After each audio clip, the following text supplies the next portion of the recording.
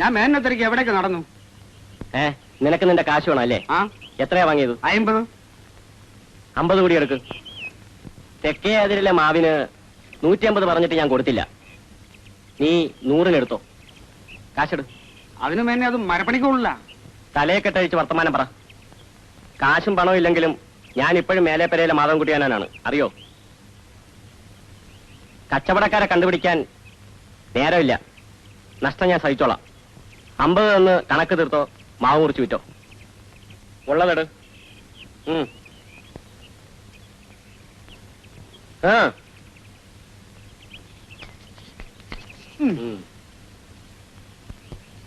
ബാക്കി എപ്പോഴാ എത്തിക്കാം? 100 രൂപയ്ക്കൊന്നും ഇല്ലാട്ടോ മേനെ മാവ്. കടന്നു പോടാ.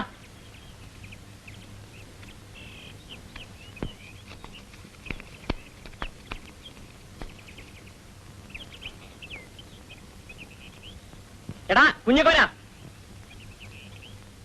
എവിടെ ആയിരുന്നടാ നായ ഇത്ര നേരം? ഒരു കുപ്പി വാങ്ങിക്കൊണ്ട് വാ. അവിടെ എന്തെങ്കിലും തിന്നാനുണ്ടെങ്കിൽ അതും. ഓടാ. കുറച്ചുകൂടി വേണ്ട, എനിക്ക് സ്വതവേ മധുര അത്ര ഇഷ്ടമല്ല. വല്ലപ്പോഴല്ലേ കഴിക്കുമെന്ന്. നാടൻ സദ്യ ദുബായിൽ കിട്ടില്ലല്ലോ. മധുരം തുടരുതെന്ന് ആ ഡോക്ടർമാര് പറഞ്ഞിരിക്കുന്നത്. ഞാൻ അതൊന്നും നോക്കാറില്ല.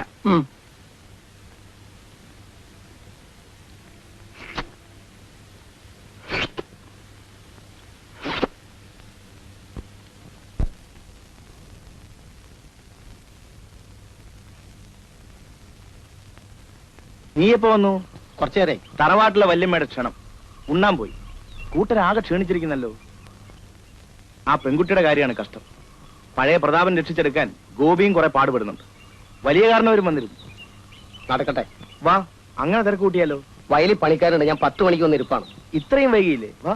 പോട്ടെ, ഞാൻ പിന്നെ വരാം.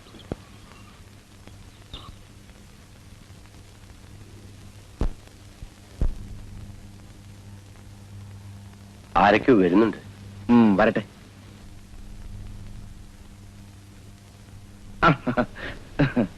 ഇരിക്കൂ. ഉള്ള സ്ഥലത്തൊക്കെ ഇരിക്കൂ. ഫർണിച്ചറൊന്നും എത്തിയിട്ടില്ല.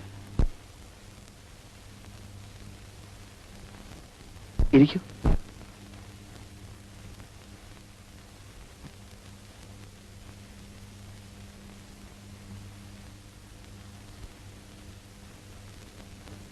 വിശേഷിച്ച് എന്തിനാ വളഞ്ഞു മൂക്ക് പിടിക്കുന്നതല്ലേ? തുറന്നങ്ങോട്ട് പറയാലോ. തറവാട്ടിലെ ശ്രീദേവി കുട്ടിയുടെ കാര്യ. 10-24 വയസ്സായി.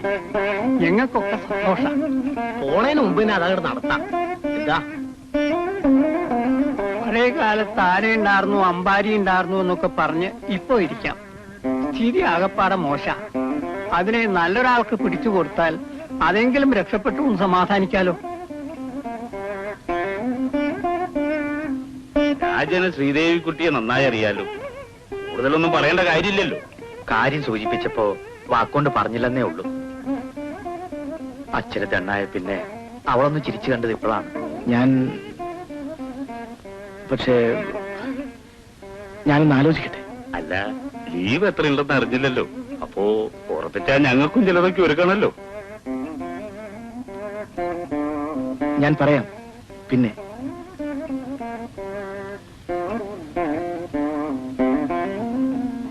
നടന്നോളൂ, ഞാൻ ഒപ്പം എത്തി.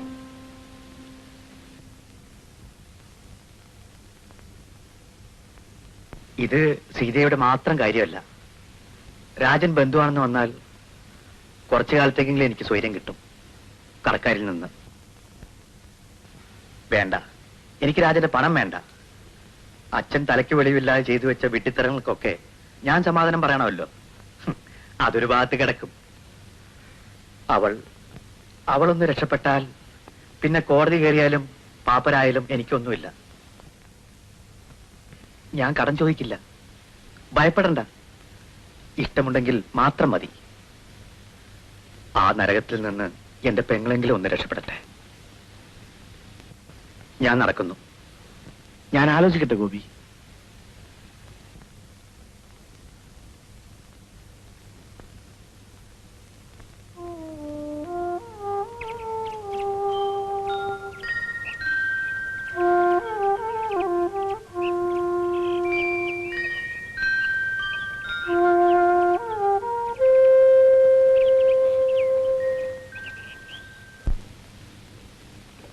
കമ്പിയുണ്ട്, ഞാൻ ഒപ്പിട്ട് കൊടുത്തു.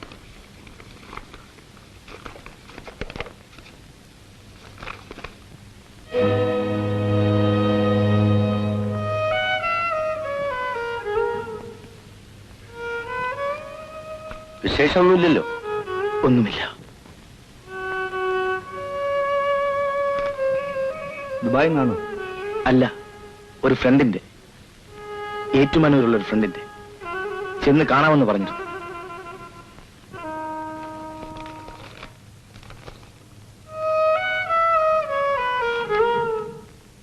ഇരുപത്തിമൂന്നാം തീയതി ലീവ് കഴിയുന്നു. മാലതി. നിനക്ക് കടങ്കഥകൾ അറിയാമോ? കുട്ടിക്കാലത്ത് നമ്മൾ പറഞ്ഞു കളിച്ചിരുന്ന കടങ്കഥകൾ. പഴയൊരു സ്വപ്നം വേണോ, പുതിയൊരു യാഥാർത്ഥ്യം വേണോ? എനിക്ക് മനസ്സിലായില്ല. മനസ്സിലാവില്ല. നീ പുസ്തകത്തിലെ വരവ് ചെലവ് കണക്കാണ്. നിന്റെ വാപ്പ ഒരു പഴഞ്ചൊല്ല്.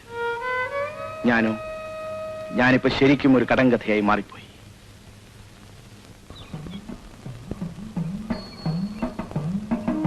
അത്ഭുതം. എന്തേ ഇന്ന് പതിവില്ലാതെ പുറത്തിറങ്ങാൻ? 30 തിങ്കളാഴ്ചയല്ലേ, മാസത്തിൽ ഒരിക്കലെങ്കിലും ഒന്ന് തൊഴണ്ടേ. ഗണപതി അമ്പലത്തില് പ്രത്യേക ഒരു വഴിപാട് കഴിക്കാൻ ഏട്ടനും പറഞ്ഞു. ഗോപിക്കും ഭക്തിയുടെ സൂക്കട് തുടങ്ങി. ഏതോ വലിയ കേസിന്റെ വിധി പറയുന്നത് ഇന്നാണത്രേ. ഇന്നലെ തന്നെ പോയിരിക്കണം. വലിയ കേസ്? എനിക്കറിഞ്ഞൂടാ. ഒന്നല്ലെങ്കിൽ ഒന്ന്. എന്ന് വെച്ചാൽ തറവാട് വീട്ടിന്മേലും ജപ്തി വരുമെന്നൊക്കെ പറയണ കേട്ടു. എന്നോടൊന്നും പറയാറുമില്ല, ചോദിക്കാറുമില്ല. നടക്കട്ടെ. അച്ഛന് ധാരയ്ക്ക് ആളുകൾ വരാൻ നേരായി. ദേവി,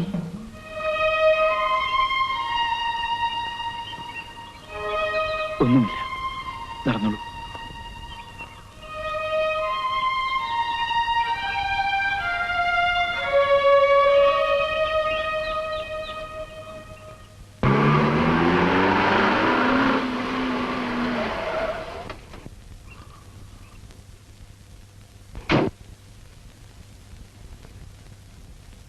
തിരക്കാണോ? അല്ല, ഒരു കാര്യം പറയാനുണ്ട്. വാ. നിന്റെ വാപ്പ പറഞ്ഞ് ഫലിച്ചു. ഞാൻ കല്യാണം കഴിക്കാൻ പോകുന്നു. വധു പുത്തങ്കളത്തിൽ ശ്രീദേവി. വരന്റെ പാർട്ടിയിൽ പോകാൻ ഇവിടെ ആരുമില്ല, നീ ഒഴികെ. പുത്തങ്കളത്തിലെ കാരണവന്മാരും നാട്ടുകാരും പറയുമ്പോ എന്താ വിശേഷം? ക്ഷണിക്കാൻ പിന്നെ വരുന്നുണ്ടുമ്മ. എനിക്കൊരു കല്യാണാലോചന നടത്തണം. ദേ ഇവിടെ ഒരുത്തനുണ്ട്. അവന്റെ കാര്യം അന്വേഷിക്കണ്ടാക്ക്. അതിനെ കുറിച്ച് വല്ല വിചാരം ഉണ്ടാ? അബു വരുന്നു? ഇരിക്കണില്ലേ? പിന്നെ വരാം.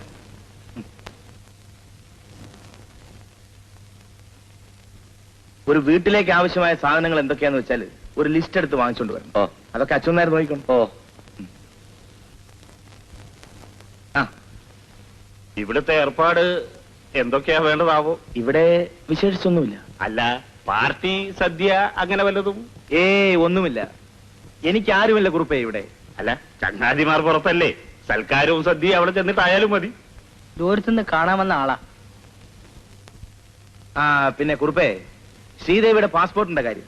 ഗോപിക്ക് എറണാകുളത്തൊക്കെ പരിചയമുള്ളതല്ലേ, വേഗം ശരിയായിക്കോട്ടെ. മനസ്സിലായില്ല. ഏറ്റുമാനൂരിൽ നിന്നാണ്. മകള് പറഞ്ഞിട്ട് വിവരമൊക്കെ അറിയാം. മാലതി.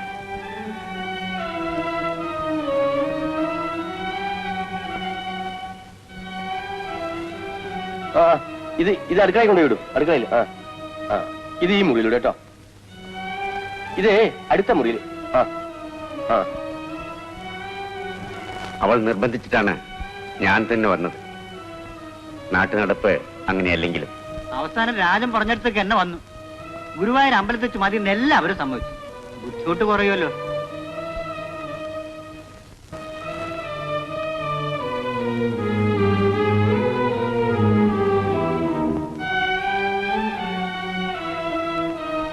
ഞാൻ